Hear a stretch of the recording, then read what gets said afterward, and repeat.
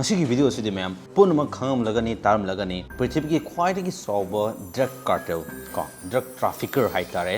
Mencho koi Mexico the best over Jalisco new generation cartel hain khangna organization asigi leader founder haitare Mencho hain khangna ba mahako hatkhiba Mexican army adu backed by koi US army haitare US government and back tawraga koi Mexican forcing na operation chatha matam da lei khitraba sahi tara manga sukna ko more than 15 years sukna thirak laba koi fana naba koi honarak laba adum laba drug cartel leader amani ma so in thana bira magani ko hiding ni ba masigi video si oning ni main one kain hai matam da drug trafficking ko trafficking hai tare masi pasa yamna tale ma loi khangdara bangak tani masing thingam da pasa ni koi na taliba adigi hojiki hariba Mencho na linkhaliba koi gi Jalisco new generation cartel hariba mo organization gi link city in terms of billions tani mogi network samna link leina pi masagi oina bo army form to bang ngam ni hai tare ko gang hai tare aduna because hiding ni bodi kaino hai kanda drug ai buse kaino koi gi Mexico Colombia gan hari mumpham se koi gi drug sungpham manufacture to fam adagi drug trafficking ko mokoina pan bagi type tan hai tare leina ripse aduna iramdam sida su pusalaksi hai bagi worry ni iramdam sida su tamna power le khalai ba koi gi immigrant sing na honare ba popi thana honare ba tawrai ba mayam ko masi loina ma kaino loina internet work ni international network ni samdaram ga doise kona khang bon natra aduna nauringai ko makhong nauringai da smaina koina war on drugs kan ta hori ba ko drug ki da mayok ta hori ba se yam phain khale ko huji li salama tung ko kuira 90s maya dagi ni hariba Mencho na ga linkhalai ba chatharel ba ko trafficking hai tare ko drug trafficking hai tare men ma US ta ga kuira tin tawrami ko US ta ga jail da leram ne am tawrami aduna nauringai da si lei hai ba duma prasad loin aware hoba sima tawi hai bagi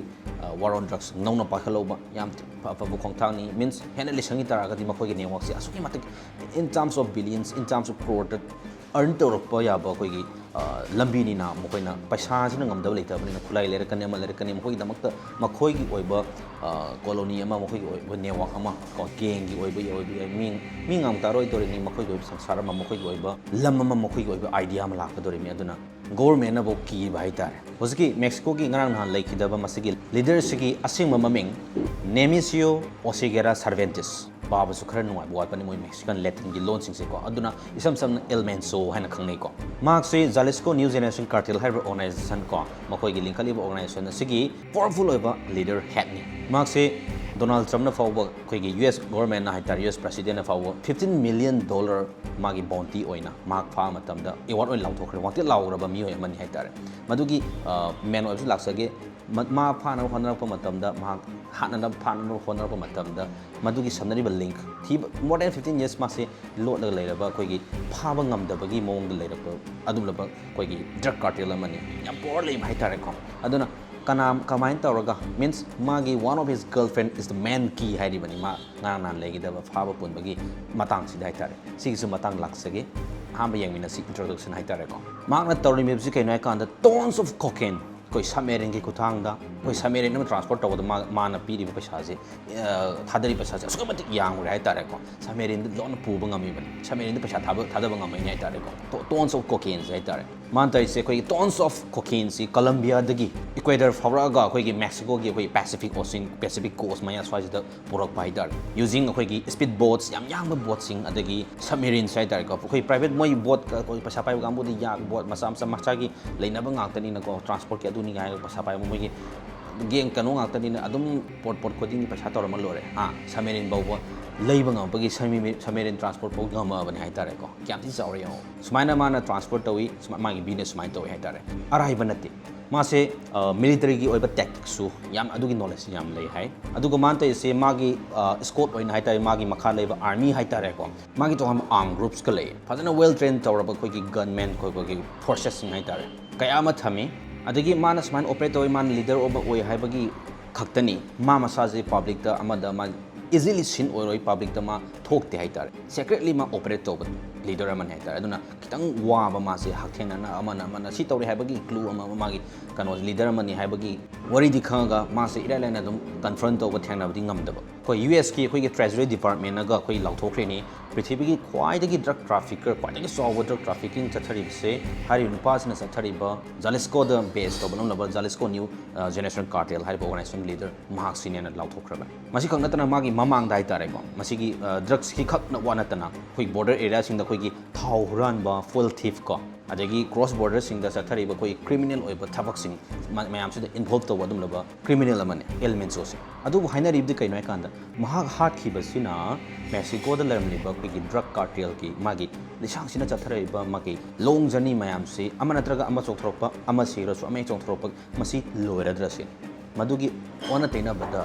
against the government pauba lakpa ya bagi war ama create to bagi film da lakpa su ya na khoi mayam na su phongdok na ri ko asuki matik power le haitar na na khoi gi 22nd February ko coming this year 2026 nahan that 22nd February sida mark se military operation amada mark laikhidabani 1966 ta mark Mexico da popani aduga magi makha tarakpa criminal record khar thamjage mana horisi Mexico da haropana te ko US da horaini 1994 da ma California da koi heroin distribute tawda siana ba hore maduda mark arrest tor matung 3 years jail thame adagi mark Mexico da return tor Mexico da hale aduga police officer oina su matam sana purami madudum police officer oina mark ki hanagi adum laiba trade court koi heroin trafficking drug trafficking gi mindset adum leibanina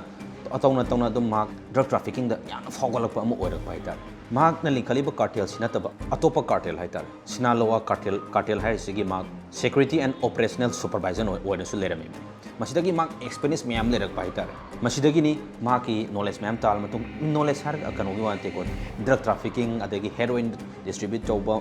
in koi drug trafficking da haitare masigi Sinaloa cartel sidagi lakpa experience mayam da maram orga masagi oiba Jalisco new generation cartel habisi mang build tokiban man masita ise masida man man oina chathari ba drug makal je kainai kanda sales of man drug se kainai kanda methamphetamine han khanari ba amasung fentanyl kwaidagi man chathari ba koi drug se kainai kanda fentanyl hai se kainai kanda opioid oiba drug ni opioid hai kainai kanda koi some class of drugs ni koi medicine oina do illegal oiba drug oina thammi ba koi class of drugs ni hai tare ko ai heroin gum ba hai tare adugi manung sali fentanyl hai se aduna fentanyl hai se kainai kanda synthetic oiba sungma po ni ko natural na te ko synthetic oiba drug ni whole magi drugs se entirely in laboratory da synthesize to banum laba synthetic drug amane natural ingredient amta yaude ko masigi effect side effect masi scenery ba music na life side effects idi asuki matik sathi gra hetare ko natural drug ta yam sathi hel adana man sa thari ba crime criminal ko oiba thawang mayam drug kamai lenda mayam sida ko US Mexico ji loan na lerabnina Donald Trump na pali ba matam huji hai tare ko US government na back tawraga financial amam loina dum tawramadawni Mexico akoi gi army sing ko Mexican army sing mo ko na satha operation da antak 22nd February sida laikidabani mark laikidaba sida akoi gi Donald Trump adagi laiba mayam hai tare ko praja mayam na su ai Mexican people mayam koi mawu yani da mayam na su ke dawi adum thagat vai mayam phungdo lai but adagi lakning point dei kaino kana kama kama pangal leram ge haise kaino drug ka maile nam drug trafficking to mi gi prithvi punu maktai mafum kuri maktai tare hai tare drug ka maile nam using more thin lai hai tare adana within hours mark like the back makano sida violence tholakpane kam sathi ge da hek lai gi da baga magi makha lai ba gunmen adagi magi supporters mayam man sandokri ba khoi gi magi armed forces mayam se toy tholaga lambi da lakpai any vehicles mai thakalakpi adagi highway block to salakpi lam am katana te ko more than khoi gi dozens of states sai tare ko masi tawra bani ko adagi porte valata ga hari mom fam sida khoi gi flight ki oiba thabak thoram loin mak cancel to hami suspend to tawbi ni magi hore ba irang sin mar moi khai tare kayam bor lai gi siyo adagi school loina shutdown tawre hujik adum city anam manam mai khu kare hai tare reaction se माने लिखक्री बा कोई के जेलिस्का new generation cartel 2009 को US दा fentanyl है drugs से import ऑफसलब Mexico दा export आ रहे अदुगा US दा इंपोर्ट ऑफसलब